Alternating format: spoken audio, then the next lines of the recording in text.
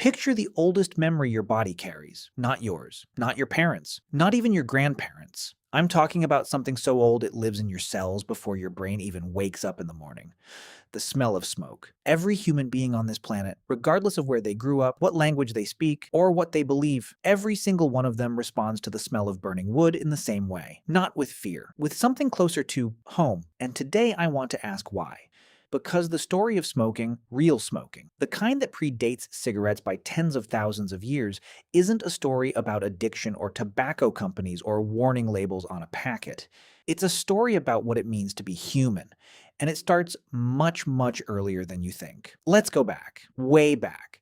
About 1 million years ago, a species called Homo erectus, our evolutionary cousin, not quite us, but close enough that it matters, was living in a cave in what is now South Africa. At a site called Wonderwerk Cave, archaeologists found something remarkable. Not just evidence of fire, evidence of controlled fire, sustained, deliberate, used inside an enclosed space. Burned plant ash, charred animal bone, all the fingerprints of a species that had learned to make fire work for them. Now here's the part nobody really talks about. For the next million years, until roughly the time when modern humans like you and me appeared, every single one of our ancestors who lived near fire breathed smoke every single day. Not occasionally, not recreationally, constantly, unavoidably. Smoke was essentially the original atmosphere of human civilization. And that matters, because not all smoke is equal. When organic matter burns, plants, leaves, roots, bark, the heat releases hundreds of chemical compounds, alkaloids, terpenes, psychoactive molecules that interact with the human nervous system in ways that are noticeable.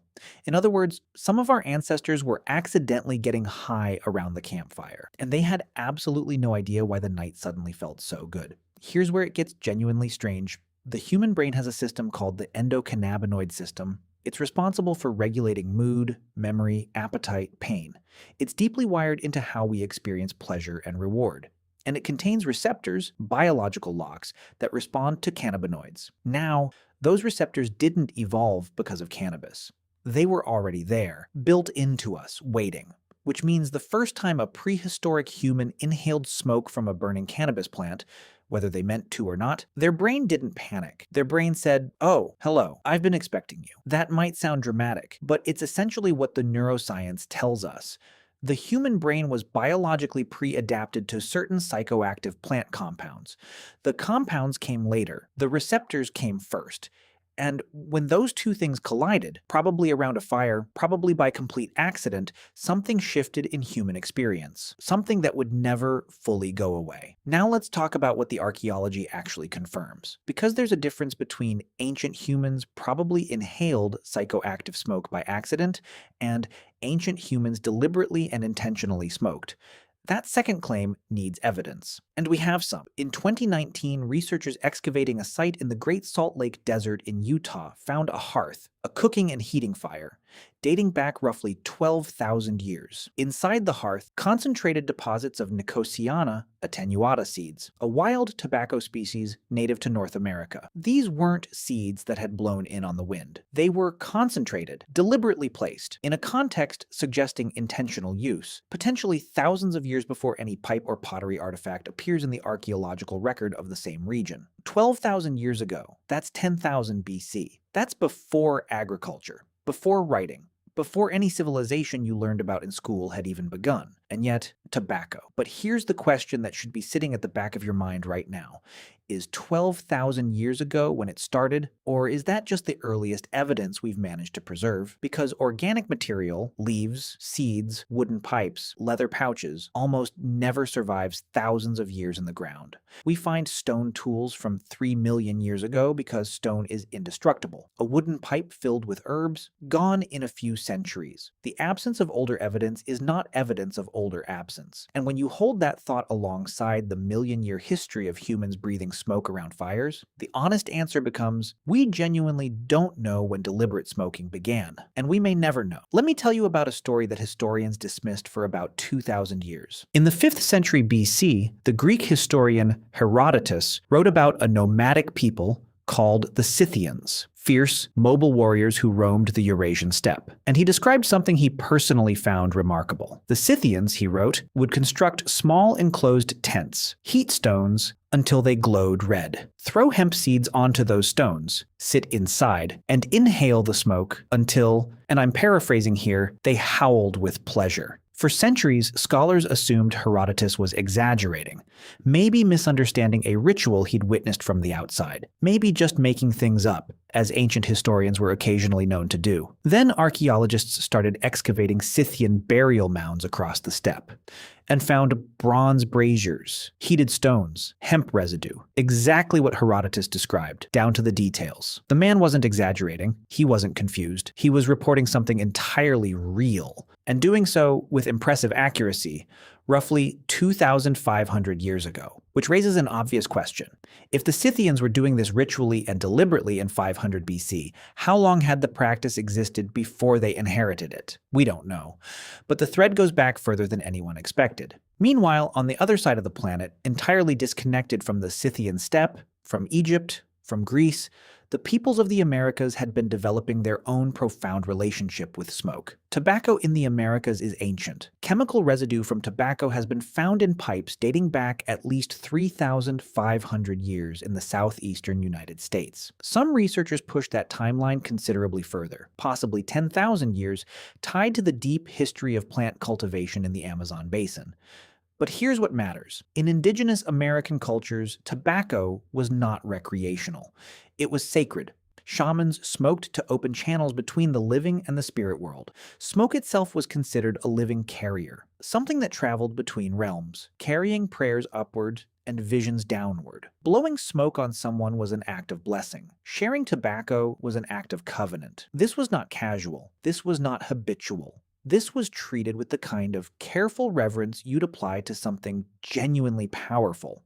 And that framing, tobacco as sacred, not casual, held for thousands of years, right up until the moment European explorers arrived in 1492, watched indigenous people inhaling from small burning sticks, and, within weeks, decided to try it themselves. Columbus's own journal records the encounter with a mixture of bafflement and fascination. His crew was confused. His crew also couldn't resist.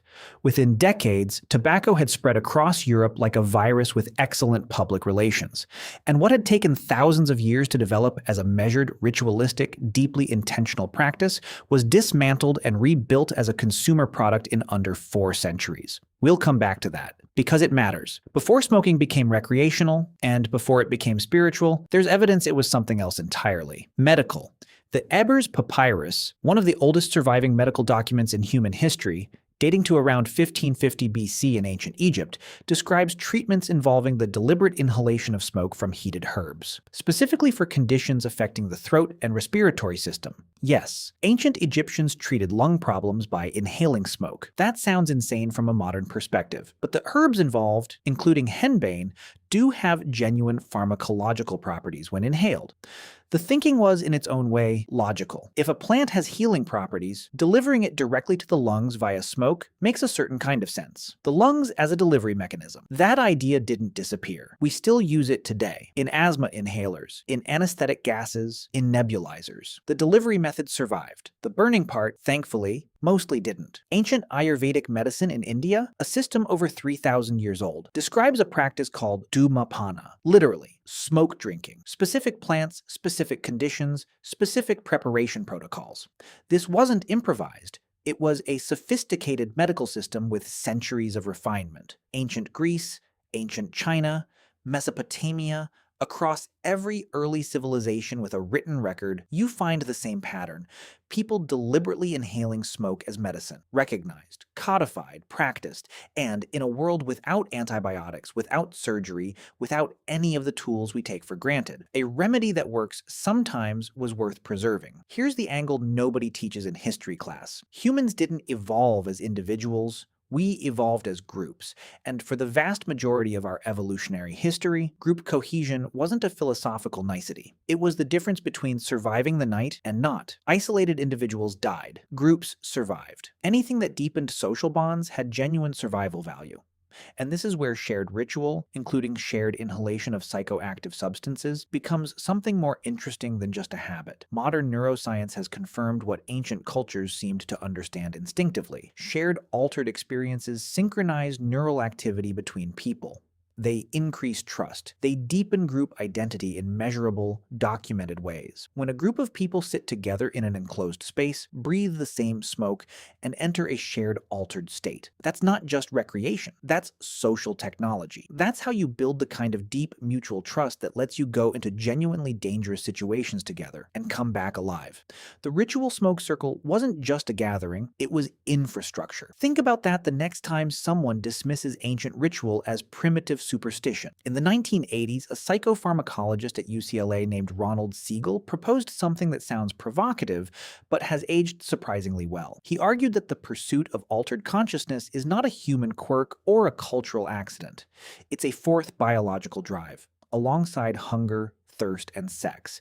And his evidence wasn't just human. Elephants deliberately seek out fermented marula fruit. Reindeer in Siberia have been documented eating psychoactive mushrooms and then drinking the urine of other reindeer who ate them because the active compounds passed through intact. Yes, reindeer doing drug recycling in Siberia. Make of that what you will. The broader point is this: if the drive to alter consciousness appears consistently across dozens of species, across every human culture ever documented, across every continent and every era of recorded history, then it's not a bug.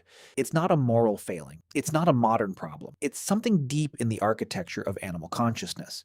And the implication for our story is significant. Long before any pipe was carved, before any cultivation happened, before any ceremony was designed, early humans may have been deliberately seeking out smoke from specific plants because experience had taught them what that smoke did. Not because they were addicted, because they were intelligent. Trial and error, observation. Remembered knowledge passed mouth to ear around a fire in the dark. That's how most human knowledge worked for most of human history. Not libraries, lived experience. And then the 20th century happened. What had spent tens of thousands of years developing as something ritualistic, communal, medicinal, and spiritually significant was handed to industrial capitalism. And the transformation was swift and catastrophic. The industrially manufactured cigarette arrived in the early 1900s. Cheap, convenient, engineered for maximum delivery of the compound most responsible for dependence. And then the cover-up. For decades, tobacco companies suppressed evidence of the harm their own scientists had documented internally. They marketed to children. They hired doctors to endorse their products. They added chemical compounds specifically designed to make addiction faster, stronger, and harder to break. A Scythian shaman placing hemp seeds on glowing stones in a ritual burial, and a tobacco executive in 1960 signing off on marketing cigarettes to teenagers both worked with smoke. Almost nothing else about them was the same. The gap between those two moments is one of the larger moral chasms in human history. So when did ancient humans first start smoking? The physical evidence takes us back 12,000 years with reasonable confidence. The behavioral drive underneath it, the desire to alter consciousness, to share ritual, to use inhaled compounds as medicine, to sit together in the dark and breathe the same air, is almost certainly far older. It may be as old as fire itself, and fire has been with us for 1,000,000 years. There's something worth sitting with in that. For all the distance between us and our ancestors, the technology, the medicine, the fact that you're watching this on a device more powerful than anything that has ever existed in human history, there are threads of continuity that run unbroken through 100,000 years of human experience. Fire, smoke, breath, the same act, the same draw toward something burning. The same question underneath it, asked in 100 different ways across 100,000 years of human nights. What does this do? And tentatively, carefully, at great cost sometimes, the same answer passed forward. Try it and see. If you made it to the end of this, you're exactly the kind of person I make these for. Hit subscribe if you want more. Deep dives into the parts of history that don't make it into the textbooks, but probably should. And leave a comment. What part of this genuinely surprised you? I'll see you in the next one.